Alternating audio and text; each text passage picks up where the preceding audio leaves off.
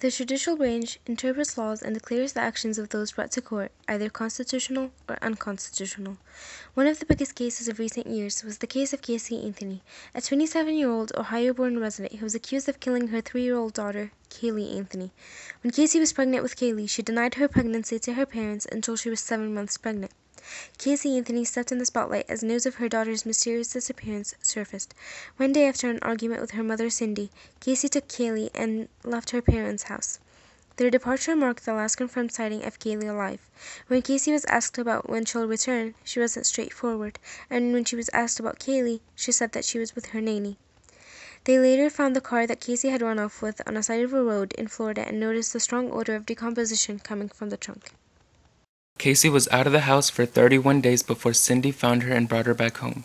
Cindy kept asking her about Kaylee, but again she couldn't get a straight answer, so she called 911 and reported Kaylee missing. Casey was then arrested and put on trial for child negligence and lying to authorities. She was then found not guilty on the 3 most serious charges, including first-degree murder, voting guilty only on the 4 misdemeanor charges of lying to authorities. The public was against Casey, but the jury had to cast out their emotions and decide based on the evidence presented by the verdict if Casey was really guilty of planning out and then murdering Kaylee. After 33 days of testimony, 400 pieces of evidence, and more than 90 witnesses, and 11 hours of deliberation, the jury in the Casey Anthony case has reached a verdict. Anthony has been found not guilty of killing her 2-year-old daughter Kaylee.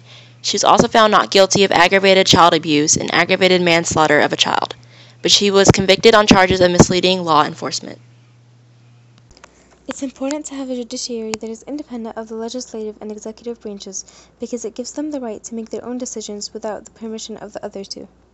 This strengthens the doctrine of the separation of powers by making each one unique and giving each one of them a distinct role. The walls between the 3 branches should be relatively high because they should have their own responsibilities, also so that they can make their choices and decisions without influencing each other too much. As in the case of Casey Anthony, it's important to have a fair and impartial judiciary system. Although the media and the public were against Casey, the jury had to be fair and unbiased. They looked at the evidence, and when they didn't find sufficient evidence to convict Casey of murdering her daughter, they pronounced her not guilty. We don't agree with Hamilton. The judiciary is as dangerous as the legislative and the executive branch. The judiciary plays a major role. They have the responsibility to establish punishment for criminal law and determine what's right and what's wrong.